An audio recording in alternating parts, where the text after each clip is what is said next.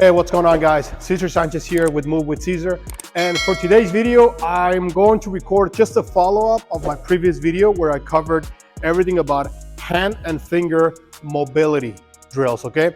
For this video, we're gonna focus mainly on wrist, but it is very important that you go back and watch my previous video where I talked a lot about how to decompress and how to improve the elasticity of the connective tissue that's on the hand and on the fingers. That is a very important video and it's a precursor for this particular video, okay? So we're gonna go over the wrist. So for the first exercise, and feel free to get closer if you need to, for the first exercise is gonna be a closed chain mobility drill for the wrist, okay? So the first thing we're gonna do is the following. We're gonna create a goblet with the hands. So from here, I am going to turn and flip my hands down while I'm keeping my wrist connected. So as you can see, I'm creating a circle. Once I get to bringing my fingers up, pointing towards the ceiling, I'm gonna flip my hands and I'm gonna continue connecting my wrist. Fingers point down, fingers point towards me, fingers point towards the ceiling. Make it one fluid motion. This drill is really good, especially for the people that are not able to place their hands on the floor because they either have had surgeries, they have screws on the wrist, their hands are really tight and they just can't really put a lot of pressure on the hands. So now we're gonna switch directions. So first I was going inwards, now I'm gonna go outward. So same thing, keep your wrist connected as you create circles. I'm gonna give you a side view so you can see how it looks. Fingers are pointing up, fingers are pointing towards me, fingers are pointing down, fingers are pointing forward, and now they're gonna be pointing towards me. Okay, this is number one. Number two, this is pretty much another sort of closed chain / open chain drill. What does that mean? That means that your hands are not touching anything, okay? So what we're gonna do right now, I'm gonna make a fist, and with the other hand, I'm going to wrap the knuckles. The goal here is to create a circle. However, some people don't have the ability and they don't have the skills to do this by themselves. So oftentimes when I take new clients and I have them do this type of drill, whenever they try to do a circle, they skip certain ranges and then you see them skipping the circle. So by closing the chain, meaning I'm gonna use my other hand and wrap the fist, I'm going to use this hand to create a circle with the wrist. So now I'm assisting my wrist. And so all I'm doing, I'm just turning the wrist in circles.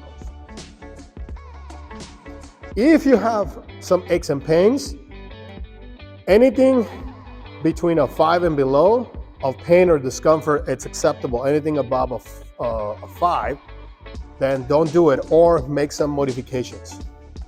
Switch directions. And make sure you're breathing through your nose. Do not breathe in through your mouth. Breathing through your nose, exhale through your mouth. Switch, fist, wrap, and turn.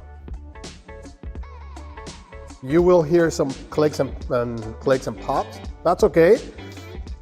The joint right now is producing synovial fluid as you're creating movement. And again, if you feel really high level of pain, make sure you consult with any physician before you do this, or just make some modifications. Good. Exercise number 3. Now we're gonna go to the floor, okay? This is for those that can put weight, this is for those that can put their hands on the floor, and they can put a little bit of weight on the wrist and the hand, okay? This is a really good drill that is also inspired for the sport of jiu-jitsu. Why? Because in the sport of jiu-jitsu, when you're falling on the ground, you have to do this. And so oftentimes, if you don't have the mobility for this, this is when the injuries occur, especially catastrophic injuries.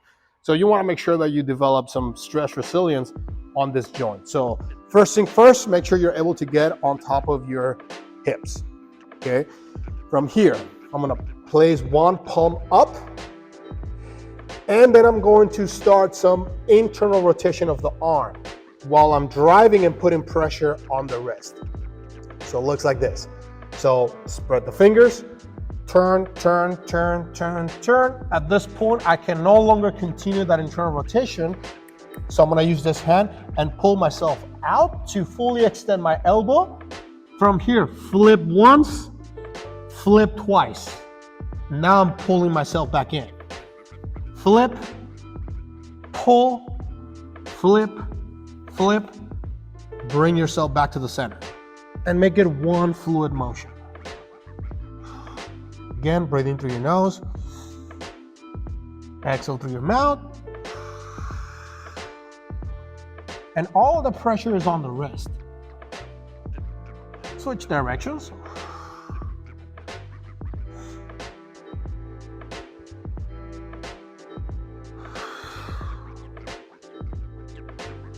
Other side.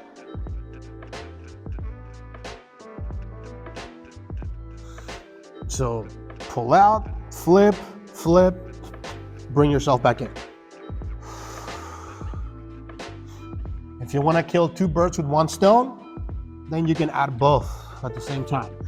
It's a little more trickier because it takes coordination. It'll make your brain work harder, but it's also really good once you work up to this level. Switch directions. If this is too difficult, just focus on one arm at a time.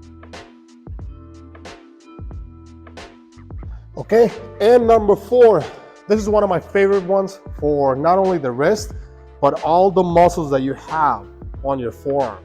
So whether you're doing kettlebells, you're gripping, you're lifting weights, pull-ups, there's a lot of muscle tissue here that oftentimes is neglected, and hence why we develop sometimes elbow tendonitis, or we have problems with mobility on the wrist.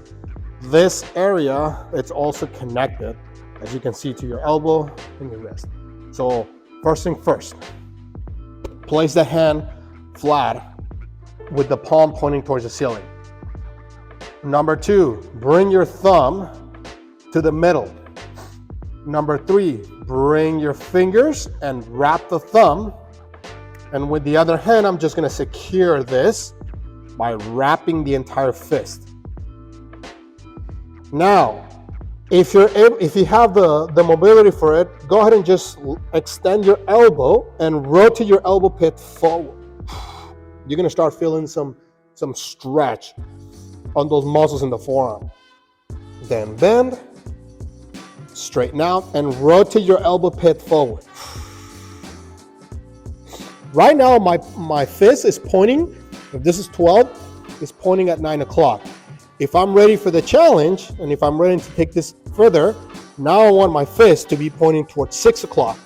Same thing, straighten out and rotate your elbow pit forward. This stretch can be pretty nasty, so make sure you follow the basic technique.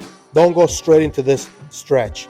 Make sure you mobilize the hand, the wrist, and start with this variation first, with the fist pointing at 6 o'clock. I'm sorry, 9 o'clock. So rotate, stretch, bend, exhale, straighten out, rotate your elbow pit. Other side. So if I'm ready for it, then I'm gonna go straight to 6 o'clock. So rotate, stretch, rotate, stretch, rotate, stretch, rotate, stretch. Now let's do a little assessment. Let's see how the hands feel, how the wrists feel. They feel pretty good. Okay. So how many reps you should do? Anything between 10, 20, 30 reps. Pick your favorite number. Just make sure you do it. You don't have to do all of this in one day, but if you have all the time, please, by all means, go through this mini routine and you'll notice that within days, your wrists are gonna feel a lot better, okay? So if you enjoyed this video, you know what to do. Smash the like button, share this video with your friends, hit the notification button. By sharing this video, you help me grow my YouTube channel, and therefore I will be able to put up some more videos. Cesar Sanchez here, have a great day.